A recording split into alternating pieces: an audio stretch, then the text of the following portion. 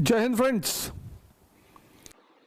Fear आप उसी व्यक्ति में क्रिएट कर सकते हैं जिसकी लाइफ में स्थिरता है, स्टेबिलिटी।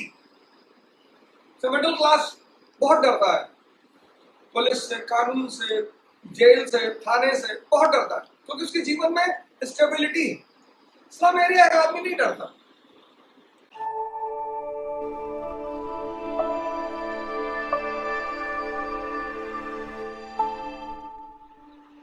यानी फियर का सिद्धांत ये है, the principle of fear is कि the person whose life is already in trouble, you can not create fear in those people. ये समझने वाली बात है, बहुत इंपॉर्टेंट बात है, तो समझिएगा। जिंदगी में चुनौतियां अगर खत्म हो गई तो आप शाही वर्ग से नहीं हैं। दो चीजें हैं जिंदगी में, एक संकट, एक चुनौती। चुनौती वो पर डे है, एवरी डे चैलेंजेस। और जैसे जैसे आप ऊपर उठने की कोशिश करोगे, राइज करने की कोशिश करोगे, चुनौतियां बढ़ेंगी। संकट वो एक दूसरी चीज है, चुनौतियां चलती रहेंगी। राजा की जिंदगी में चुनौती ना हो वो राजा है ही नहीं। चपरासी की जिंदगी में चुनौती नहीं होगी,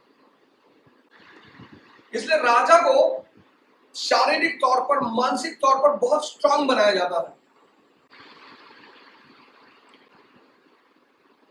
इसलिए पहले के राजा महाराजा अपने बच्चों को आश्रम में रखते थे। जैसे आज के राजा महाराजा तो बड़ी फैसिलिटी देते हैं, लेकिन तब के राजा महाराजा जानते थे कि नहीं, अगर राजपाट आगे करना है तो फिजिकली और मेंटली बहुत स्ट्रांग होना पड़ेगा।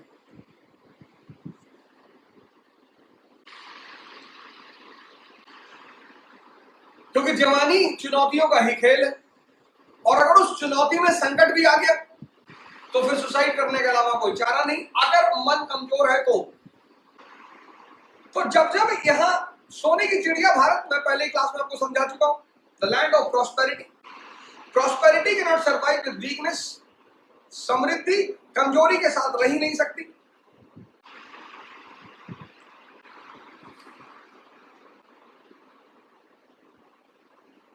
तो फॉरेन इन्वेजन, पहले कौन आया? Indo Greeks.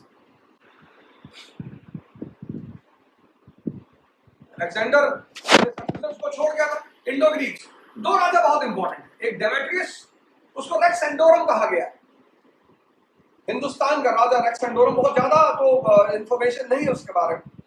रेक्स एंडोरम कहा गया डेमेट्रियस को, उसके सिक्के मिले हैं भड़ोच वगैरह में। दूसरा जो सबसे इंपॉर्टेंट राजा है मिलिंदर, मिलिंद भी हम उसे कहते हैं।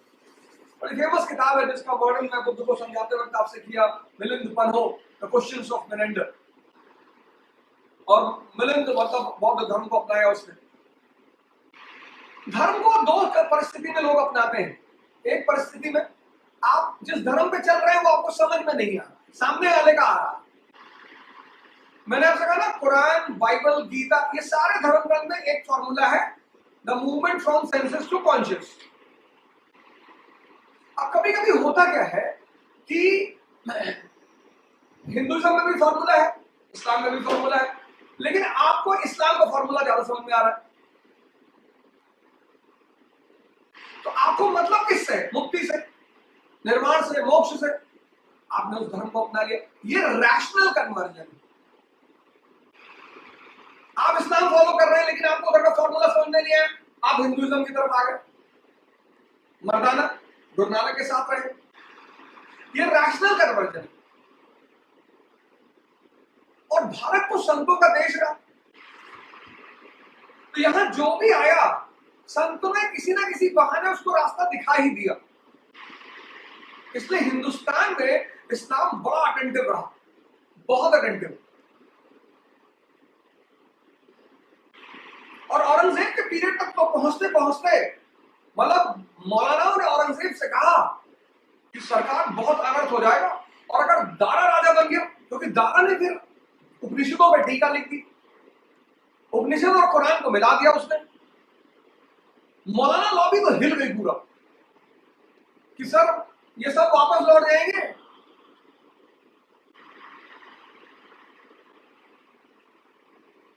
बहुत बड़ी स्टोरी है वो, बहुत बड़ी story.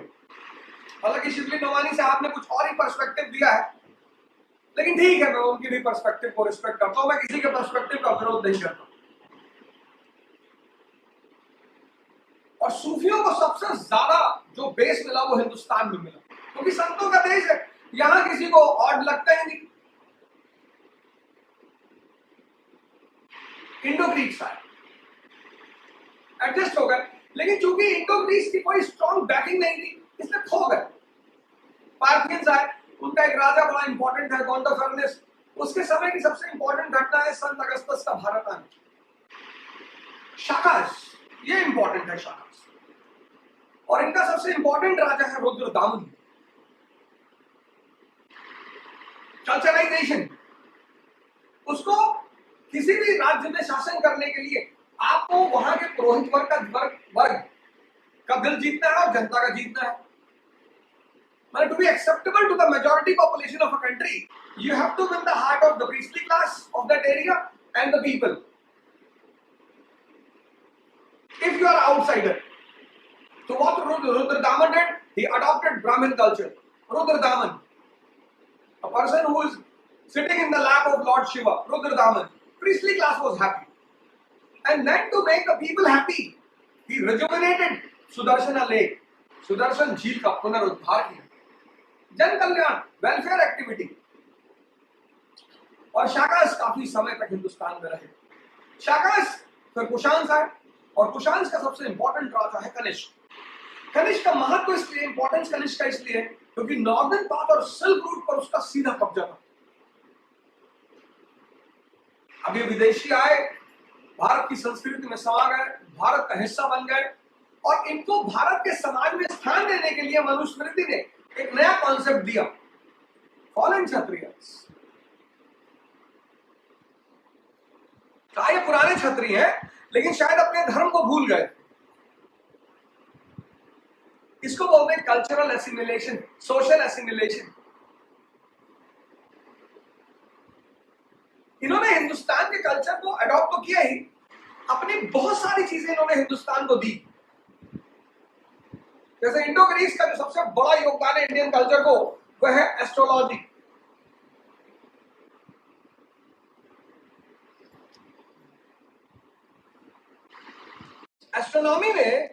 Astronomy Indo Greece, Gargi Samhita, और जितने भी बड़े बड़े विद्वान हैं सब तो इतनी तारीफ करते हैं।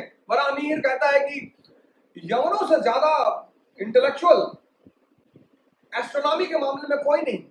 गार्गी संहिता तो सर्वज्ञ यवन, ओमनीपोटेंट ग्रीक्स। अच्छा, उसकी वजह क्या थी? उन्हें ईस्ट की तरफ आना था, और 2000 साल पहले, 3000 साल पहले रास्ता जानने का जो सबसे अच्छा माध्यम था वो था आसमान, कॉन्स्टेलेशंस, स्टार्स, इनसे डायरेक्शन पता चलता था। तो ग्रीक्स को जो है एस्ट्रोनॉमी को बड़ी अच्छी पकड़ थी, बहुत अच्छी। और एस्ट्रोनॉमी उन्हीं के थ्रू हमारे देश में आई, और फिर इसी एस्ट्रोनॉमी से हमने डेवलप किया एस्ट्रोलॉजी। दोनों साइंस है, और इस दोनों को अलग करने का काम किया आर्यभट्ट ने। The man who separated astronomy from astrology is Aryabhata.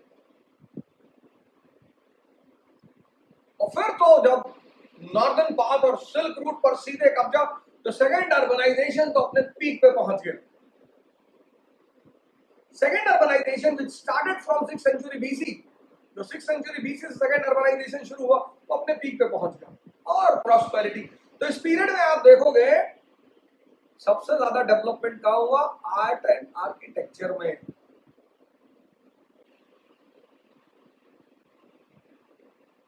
Stupa architecture, चैत्य architecture, Gandhara art, Mathura art, Amravati art. और आर्ट एंड आर्किटेक्चर को लेकर बड़े लोग परेशान रहते हैं, कल्चर के पोर्शन को लेकर बहुत लोग परेशान रहते हैं। देखिए, आप एनसीईआरटी से बेस बनाइए और इग्नू से नोट्स बनाइए। मेडिकल इंडिया की इग्नू ले लीजिए कल्चर की, और क्या प्यार से सब कुछ समझाया है। कहीं मत भागिए, एनसीईआरटी से आप बेस बनाइए, आर.एस. शर्मा से और सतीश चंद्रा से आप बेस बनाइए। मैं आर्किटेक्चर की अलग से क्लास ले लूंगा, मैं सबका इंपॉर्टेंस बता दूंगा आपको।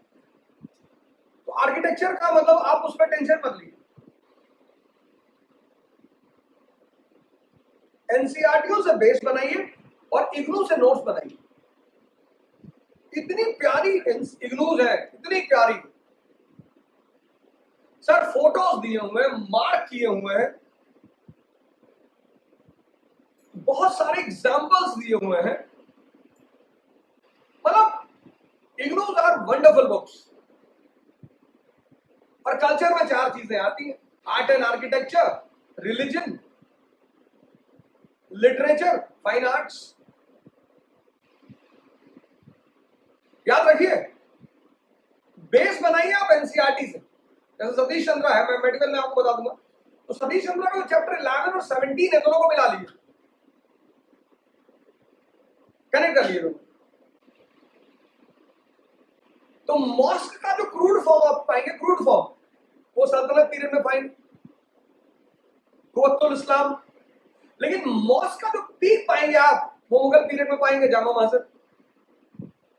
बस वहीं से जितनी इंपॉर्टेंट मॉस्क है सबको एक लाइन से बना लीजिए, और सारी फोटोज दी हुई है इग्नू में। मॉस्क है, टूम्ब है, फोर्ट है, वही आप एंशिएंट इंडिया के साथ कर लीजिए। अच्छा, चूंकि ये एरिया इतना बड़ा है और फिर हिंदू का एक पोर्शन हर हफ्ते आता है, उसको आप एडिशनल नोट्स में ऐड कर लीजिए। 3 चीज करिए, एक एनसीईआरटी से बेस, एक इग्नू के नोट्स कल्चर के, और फिर हिंदू से एडिशनल फैक्टर्स। कल्चर बहुत स्ट्रांग हो जाएगा आपका, बहुत strong.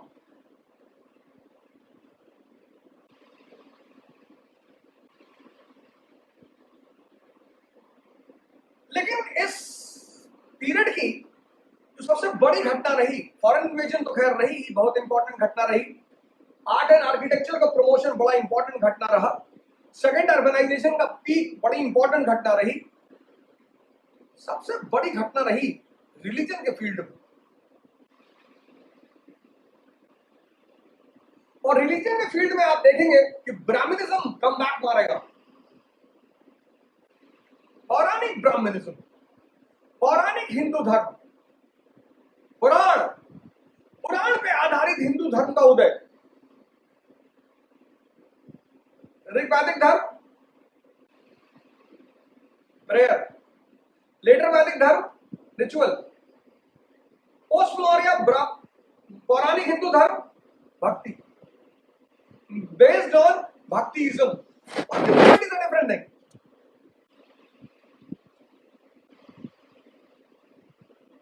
From 6th century BC to post Maurya, Brahmanism ने अपने आप को अमेंड किया, यही उसकी ताकत है, यही उसकी ताकत है। जो धर्म पशु बलि कर रहा था वैदिक काल में, उसने गाय को माता कहना शुरू कर दिया, त्रिमूर्ति का अवतार ले आया, त्रिमूर्ति का सिद्धांत, ब्रह्मा विष्णु महेश। और इस काल में ब्राह्मण धर्म की जो सबसे ताकतवर फिलॉसफी थी वो है थ्योरी ऑफ इनकार्नेशन।